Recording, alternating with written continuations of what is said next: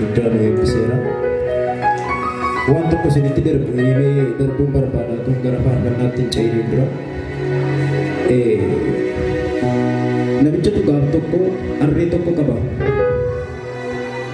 Kana gaafan isinitti himu callisee waa'ee harree isinitti himuu barbaadeetu hin ta'in ergaa qaba jedhee waan hin dubbadhuuf waan hin yaadufan.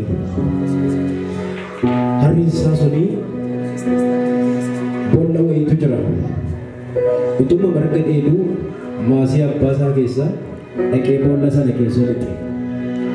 Boolla keessa lixxeetu abbaan harrichaa dhufee gaafa laalu harreen isaa boolla keessa jira. Boollichi boolla gadi fagoodha. Qe'ee keessatti qotamee jira. Maal gochuun qaba kan jedhu harricha baay'ee jaallata. Maal gochuun qaba harree kana baasuuf waan jedhu sammuu isaatti yaadee dhabe. Egaa harree sana baasuun hin danda'amne hollaadhaa namoota hedduu dhaqee firoota isaa waametu kottaa harree konaa baasaa jedhe. Harreen koos keessa bu'ee harreen immoo erga boolla sana keessa bu'e humnaa oliyya hin calaala. Inni abbaan harree sun iyyuu iyya harrichaa dhaga'ee dhufe malee jallisee miti.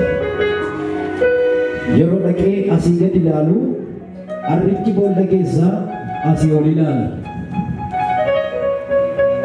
Maal gochuun qaban jedhu yaadeetu namoota kottaa naa baasaa jedhee namoonni dhufanis maal goonee baafna kanaa jedhan.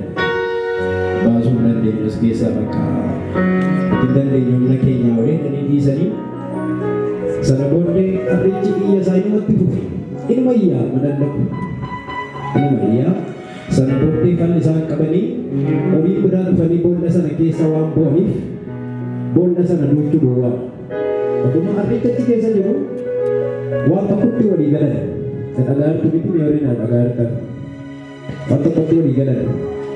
Boolla sana duuchuu. Utuma harrichi keessa jiru boollicha sana egaa jedhanii akaafaa fidaniitu boollichatti darbachuu jalqaban. Yeroo isaan boolla sanatti gadi darbachuu jalqabanii inni kaan baala cireetti gaditti tuulaa inni kaan immoo guyyoo gaditti haraa harrichi sun cal'ee isa dura iyyu. Inni sun bira jiru qaba. Qiyyitee miti inni baranaadhaani. Iyya isaan dhaabee yeroo isaan biyyoo gaditti darbatanii biyyoo sana achuma ga'ee dhaabbatee ofirraa dhufa. Yeroo isaan baala gaditti darbatanii baala sana achuma ga'ee dhaabbatee ofirraa dhufa. Miila isaatiin immoo xiqqoo wal sissiqa. Ittuma darbatu jarri kaayyoo isaanii boolla sana duuchuudha waan ta'eef ammas hundi isaanii walii galanii boolla sanatti biyyoo gaditti guuruu jalqaban baay'isanii harrichi xiqqoo gurgufataa daggala ofirraa harcaasaa deemaa ol dhufe. Baranamee namni waan jedheef miti Waaqayyo sadarkaa kee ol dabala. Ol dhufee inni manni abbaan harrichaa gaafa harreen dhufee gubbaarra ga'uu gaaffiitti ta'eera zayitii. Waan inni jechuudhaaf afaan koo keessaa baafadhe kana utuu beektanii ol kaatanii iyyuu ture. Ol dhufee gubbaatti ba'ee deeme. Ilaamee dhagaa sittaa guurani callisii madhiisi Waaqayyo sadarkaa kee dabala. Dhagaa sittaa guurani biyyoosa guurani margasa guurani achuma dhaabbadhu hin iyyiin watu waatiniti Waaqayyo sadarkaa kee ol dabala. Eegee nama isaatii dabaleera hidhaa maqaa gooftaa Yesuus Kiristoosin warra afaan keessanii baaftanii dubbattan humna dhiiga Yesuusin sadarkaan keessan har'aa obbo dabalaa haa deemu.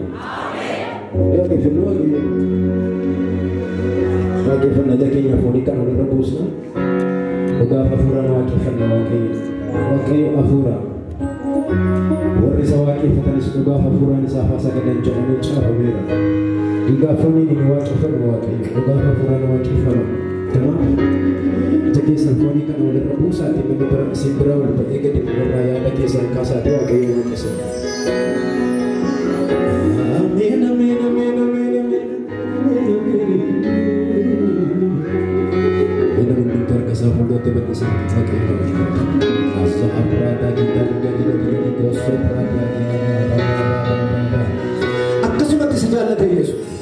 utuu gatii sin baasisin tola utuu namaatii gatii si kafalchiisuu barbaada utuu namaatii balleessaa kee guyyaa tokkootiin boqoo si qaqqaaruu barbaada Yesuus Kiristoos garuu akka mala keenyaatti baatee lafa kanaan nu ga'eera ina min murtii tasaa walirra buufatu lalla boodde